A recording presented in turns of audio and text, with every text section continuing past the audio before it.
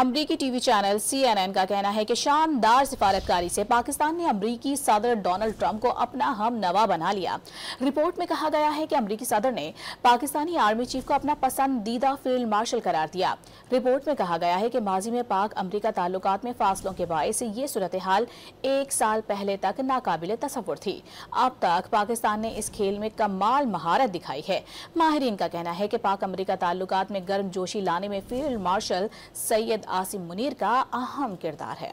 अमरीकी TV channel CNN का कहना है कि शानदार सिफारतकारी से पाकिस्तान ने अमरीकी सदर डोनाल्ड ट्रंप को अपना हमनवा बना लिया। रिपोर्ट में कहा गया है कि अमरीकी सदर ने पाकिस्तानी आर्मी चीफ को अपना पसंदीदा फील्ड मार्शल करार दिया। रिपोर्ट में कहा गया है कि माजी में पाक अमरीका ताल्लुकात में फासलों के बायस ये सूरत हाल 1 साल पहले तक नाकाबिले तसव्वुर थी। अब तक पाकिस्तान ने इस खेल में कमाल महारत दिखाई है। माहिरीन का कहना है कि पाक अमरीका ताल्लुकात में गर्मजोशी लाने में फील्ड मार्शल सैयद आसिम मुनीर का अहम किरदार है।